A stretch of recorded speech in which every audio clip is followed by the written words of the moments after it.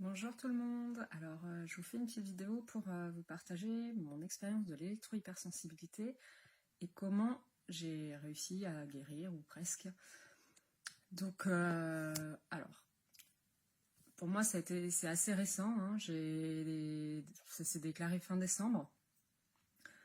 En fait, j'ai eu le Covid mi-novembre, après j'ai eu des symptômes cardiaques et enfin voilà, un rythme cardiaque très élevé qui m'a entraîné une grosse fatigue. Et puis un jour, j'étais pas très bien, et en fait j'étais toute pâle, et il s'avérait que j'avais utilisé mon téléphone pendant à peu près 10 minutes. Et donc j'ai associé le fait que j'étais mal à mon téléphone. Et bah, en fait c'est ça qui a déclenché tous les symptômes, une hypervigilance. J'ai du coup fait la chasse aux ondes et tout ça. Et bah, effectivement, je me sentais beaucoup mieux une fois que tout était éteint, que j'étais un peu loin de tout ça. Et voilà, j'ai remarqué que selon les ondes, en plus, mes symptômes étaient différents. Donc ça s'est déclenché fin décembre. Et en fait, en janvier, je devais commencer un nouveau travail. Donc voilà, un poste assez sympa, en CDI, un 35 heures, sachant qu'en fait, au fond de moi, j'avais pas vraiment envie de reprendre le boulot. Ça faisait 2 ans que je bossais plus vraiment et que j'étais en phase de transition, que voilà, on va dire que ça fait 3 ans aujourd'hui que j'ai entamé une démarche profonde de développement personnel qui m'a permis de comprendre déjà beaucoup de choses. Et je pense que c'est toutes ces compréhensions également qui m'ont aidé en fait à ce que la solution se présente à moi pour guérir de tout ça. Donc bon, voilà, j'ai déménagé le 30 décembre avec une partie d'autoroute où les antennes, selon les antennes que je ne voyais pas encore, j'avais mal à un côté du crâne, l'autre côté. J'ai gueulé contre les antennes, voilà. J'ai emménagé dans un village où il n'y avait pas encore de 5G et je me suis dit bon bah ça va aller. Et en fait, ben, les voisins, il y avait au moins 4 émetteurs Wi-Fi. Et j'ai très mal dormi, j'arrivais pas à dormir, alors que normalement je dors très bien. Voilà, j'ai pris le boulot en centre-ville. J'étais dans un état horrible. J'ai fondu en larmes 3 jours plus tard en expliquant ce que je traversais. On a remis en filaire, hein. De toute façon, il y avait de nouveau Omicron qui était par là et les gens étaient en télétravail. Donc on n'était plus que 3 et voilà, mais bon, le lendemain il y en a d'autres qui sont revenus, le wifi a été réactivé, etc. etc. Enfin bon bref, je vous passe les détails d'un travail derrière un ordinateur en centre-ville. Voilà, ça a été horrible et le soir bah, j'essayais d'aller sur internet pour trouver des solutions à ce qui m'arrivait et en fait bah, c'était pas possible. Donc j'ai tenu 2 semaines quand même, dont une journée en déplacement où je suis passée dans un centre-ville où j'avais une migraine, mais j'ai jamais eu ça. J'étais au bout de ma vie, je pouvais plus bouger. Heureusement, c'est pas moi qui conduisais. Voilà, donc en fait, dans les symptômes, je vais avoir le Wi-Fi particulièrement qui me donne la nausée. Les moments où j'étais entourée de plein de gens qui avaient du coup le téléphone, ben, il y a 2 fois où je me suis sentie partir, donc c'était quand même hyper flippant parce que tu dis bah si tu tombes dans les vapes, personne ne sait que tu es électrosensible, ils vont tous être là avec leur téléphone, ils vont appeler les pompiers, te faire arriver à l'hôpital et ben, il va t'arriver quoi à l'hôpital en fait. Bref, je ne savais pas du tout quel était l'impact dans mon corps, si c'était vraiment dangereux, si c'était mon mental, enfin voilà, psychosomatique, ça, qui a un truc qui me jouait des tours. Donc je savais pas vraiment quelle était la meilleure démarche à suivre. En tout cas, j'étais dans un état terrible et puis bah, j'ai appelé mon médecin. Non, j'avais appelé mon médecin une première fois qui m'a fait faire une prise de sang, donc j'ai une carence en fer. Et puis quelques jours plus tard, j'ai rappelé le médecin, je suis tombée sur la remplaçante. Je lui ai demandé une semaine d'arrêt de travail pour essayer de trouver des solutions. Elle m'a mis 2 semaines en arrêt. Donc voilà, hein, j'ai fait toutes les dépenses, j'ai acheté des pierres, j'ai acheté des vêtements anti-ondes, j'ai acheté des compléments alimentaires, parce que du coup j'ai compris que ça pouvait lier aux métaux lourds, etc. Problèmes intestinaux, sachant que ça fait au moins 5 ans que j'ai découvert que j'étais intolérante au gluten et au lait de vache, donc j'ai quand même une alimentation qui est plutôt bonne. Les métaux lourds, il y a, on va dire, peut-être 2 ans, j'étais chez une naturopathe qui m'a dit qu'effectivement, j'avais pas mal de métaux lourds et j'avais fait une détox avec de la chlorella. On va dire que moi, j'ai bossé dans le tourisme, j'ai vécu dans des endroits reculés, donc j'ai fait tous les vaccins qu'il fallait, hein, fièvre jaune, hépatite B, la totale. Il y a des fois où, enfin voilà, mon premier grand voyage pendant mes études, j'ai fait 5 injections d'un coup. Donc oui, probablement que j'ai un peu de la merde dans le corps. J'ai pas fait le vaccin contre le Covid. Mais bon, voilà, en tout cas, c'était quand même bizarre que ça arrive un mois après le Covid. Mon médecin me dit, mais c'est quoi le rapport? Je dis, j'en sais rien, je fais qu'observer. Et j'en sais toujours rien d'ailleurs. Donc voilà, donc j'ai fait plein de recherches et je me suis dit mais merde, je vais dire autant j'ai envie de vivre au milieu de la nature et d'être tranquille, mais j'ai pas envie que ce soit une contrainte. Moi je fais de la danse, je fais de la danse latine et c'est ma soupape de décompression, c'est ma passion et j'ai pas envie d'arrêter quoi. Donc là je me suis réfugiée chez ma mère. Je me suis dit bon ben voilà, j'ai commencé des travaux parce que je dis si je reste, va falloir que je me sente bien quand même ici. Et voilà. Et donc voilà, je vous ai dit que ça fait 3 ans, on va dire, que j'ai commencé une démarche de développement personnel, à écouter beaucoup de vidéos, à lire des bouquins pour comprendre le pourquoi du comment, de nos blessures, de pourquoi on agit comme ci et comme ça. Donc quand c'est arrivé, je me suis posé des questions. Pourquoi je déclenche ça aujourd'hui? Parce que je pars du principe qu'on est responsable de tout ce qui nous arrive et rien n'arrive par hasard. Voilà, et on va dire que en général ça se confirme quand même plutôt pas mal. Donc j'ai essayé de comprendre pourquoi. Donc déjà je vous ai dit que je voulais pas vraiment reprendre ce boulot. J'appréhendais les ondes parce que les mois précédents il m'est arrivé de dormir dans des endroits où il n'y avait pas du tout de réseau et je me suis réveillée mais en forme comme jamais je me suis réveillée. Enfin, voilà, en forme, avec l'envie de faire plein de choses, sachant que je me traîne quand même depuis quelques années. Et donc voilà, donc j'appréhendais, voilà, moi j'aime la nature, la forêt, je retourne en centre-ville, voilà, y a des choses dans le contrat qui me chiffonnaient un petit peu. Voilà, donc il y avait ça, donc je me dis bon peut-être que je me trouve une excuse pour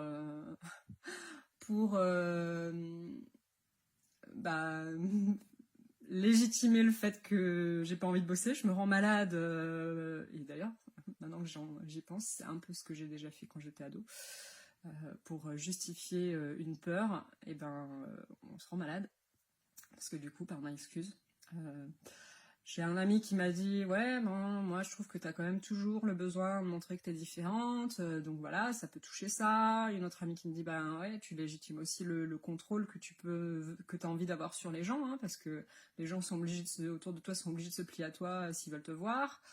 Voilà, donc ça peut toucher beaucoup de choses. Donc moi je vous invite à aller voir chez vous ce que ça peut toucher. Voilà, donc en fait il y a un côté positif qu'on va sortir de ça et voilà, je pense qu'il y a des choses à aller voir pourquoi on devient comme ça. Et ensuite, j'ai eu des crises de larmes horribles, hein, parce que quand il y a des téléphones, j'ai aussi le cerveau qui disjoncte, j'arrive plus à penser, j'ai plus de mémoire, mon corps il flanche, c'est hyper flippant. Et j'ai un peu des mémoires aussi de l'enfance qui sont remontées. Donc j'ai eu des crises de larmes terribles, voilà. J'ai aussi eu des fois où pendant 3 heures, je peux plus rien faire, je suis KO. Voilà, il y a aussi la connexion à la terre, hein, donc j'allais mettre mes pieds à la terre. Je vous ai dit, c'est fin décembre, donc voilà. Fin janvier, février, il faisait froid, tant pis, j'allais mettre mes pieds dans le jardin. Ça m'a aidé, j'ai compris. En même temps, t'as une antenne, tu te connectes à la terre, et puis en fait, j'ai pas envie de reprendre le boulot de derrière l'ordinateur, et il y a une solution, c'est de se reconnecter à la terre, donc ça fait sens en fait. Voilà, dans tout ce processus-là. voilà, et puis j'étais vraiment rentrée dans ce truc-là de se protéger. Ben mince, j'ai des soucis digestifs, donc je mange quand même correctement depuis plusieurs années. Je mange très peu de viande, pas beaucoup de poisson non plus. Enfin voilà, essentiellement des fruits, des légumes, un peu de féculents. Et je dis mince quoi, il va falloir que j'ai un régime encore plus strict. Bah ok quoi, mais on va y aller hein, parce que bah, je peux bien comprendre qu'il y a un problème au niveau intestinal, parce qu'en plus j'ai regardé une vidéo d'un gars qui disait que si notre microbiote était bon, bah 90% des métaux lourds étaient évacués. Donc ok, que ben effectivement il y a certains métaux lourds qui sont absorbés parce que on est dans des états émotionnels différents. Hein. Il y a beaucoup de gens qui disent aujourd'hui que Alzheimer est lié à l'aluminium. Mais pourquoi toi tu vas absorber ça et pas ton voisin, pas ton mari, enfin voilà, je veux dire, je pense que parmi les électro-hypersensibles, il y a quand même des gens qui sont en couple ou qui vivent en famille ou qui ont des voisins et que l'environnement extérieur est le même et pourtant les autres ne déclenchent pas ces symptômes-là. Donc voilà. Et puis un jour, je me dis, ben moi je vois les petits oiseaux qui sont dehors, ils chantent, ils vont bien. Ok, les ondes c'est néfaste, mais pourquoi moi je suis aussi malade? C'est pas possible. Donc voilà. Donc après, il y a quelqu'un sur le groupe HSMCS Entraide qui a posté une vidéo. Donc Guillaume, il a posté une vidéo sur une phobie d'un chien, d'un aspirateur. Je me suis dit, mais qu'est-ce que c'est que ce truc? C'est pas une phobie, moi, c'est pas quand je vois quelque chose ou quand je l'entends. Je veux dire, je le subis sans le voir, quoi. Et en échangeant un peu avec lui, j'ai dit, bon, ben, ok, hein, moi, j'ai pas envie de rester comme ça. Moi, je veux vivre, donc j'écoute ce qu'on peut me proposer comme piste de réflexion et solution. Il m'a également envoyé la vidéo, je sais plus comment elle s'appelle, d'une nana aux États-Unis qui est électro-hypersensible, chimico-sensible, etc. et qui propose une formation là à $350. Et bon, bah, j'ai la chance de parler couramment anglais, donc j'ai pu écouter tout ce qu'elle raconte, notamment donc voilà qu'elle explique que c'est un problème au niveau du système limbique qui touche le nerf vague, ce qui explique qu'on a différents symptômes. Et puis voilà. Et en gros, de ce que j'en ai compris de tout ça, entre Guillaume et son histoire de chien et d'éducation, et elle, donc bon, voilà, c'est on va dire le cerveau animal. Et j'avais déjà entendu ça par rapport à des allergies, c'est-à-dire que quand on a un trauma, et effectivement, on m'a dit que l'électro-hypersensibilité peut parfois se déclencher après un trauma physique ou émotionnel. Et j'avais déjà entendu ça avec les allergies, c'est que, en fait, quand on vit un trauma associé à quelque chose, par exemple, qu'on mange, on va associer cette nourriture au problème. Et c'est ce qui peut se passer également avec les ondes. Donc, j'ai un problème émotionnel ou un truc physique qui m'arrive, je suis en contact d'ondes, et mon corps, il pense que le vrai problème vient des ondes. Voilà, donc c'est effectivement, pour moi ça faisait sens par rapport à tout ce que j'ai pu apprendre ces dernières années. Et donc je me suis dit, bon, ok, let's go, qu'est-ce qu'on fait? Donc la personne là aux États-Unis qui propose sa solution, bon, elle est très vague sur les solutions, hein, vu qu'il faut acheter sa méthode, ce que je suis absolument pas contre. Mais comme moi, j'ai déjà, on va dire, assimilé pas mal de choses dans ma vie et traversé pas mal de choses dont je me suis remise, j'ai demandé à Guillaume, est-ce que toi t'as acheté sa formation? Non. Ok, qu'est-ce qu'il faut faire? Ok, on va tromper le cerveau et donc être en présence des ondes et vivre des choses positives pour qu'il n'associe plus ça à une menace. Parce que dans sa conférence, cette nana-là, elle explique beaucoup que le cerveau, il associe ces choses-là à des menaces. Donc on développe des super pouvoirs de protection, on se met en mode survie parce que ça c'est une menace. Et je dis pas que les ondes c'est pas néfaste, absolument pas. Je l'ai vécu dans mon corps, j'ai bouquiné, donc je comprends bien. En plus, quand j'ai mis les vêtements anti-ondes, j'étais là, mais je revis, j'ai jamais eu autant d'énergie de ma vie. Enfin, j'ai la pêche et tout, j'arrive à respirer correctement, alors que ça fait des années que je respire pas correctement. Bah, c'était un truc de fou.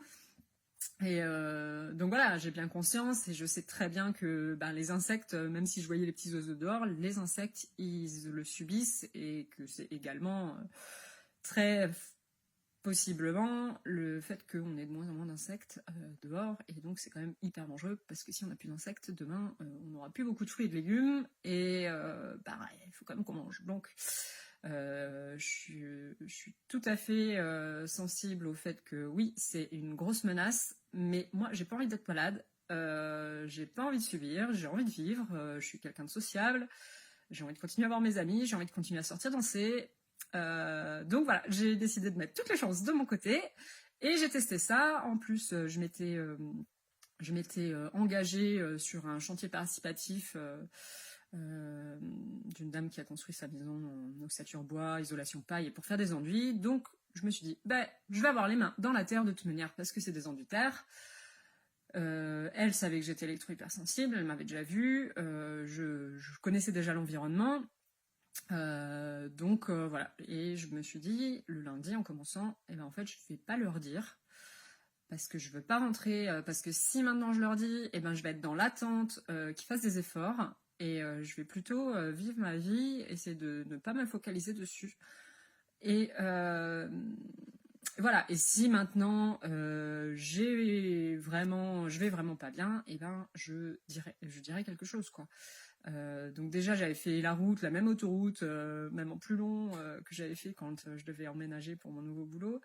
J'ai mis de la musique que j'aimais bien, j'ai chanté, voilà, j'y suis allée en mode positif. On focalise pas sur ces antennes qui en plus sont tellement moches et on les voit, hein, on peut pas faire abstraction. Hein, voilà, mais j'étais avec ma musique, tout va bien, super cool, je vais faire un truc chouette cette semaine avec des gens et tout ça.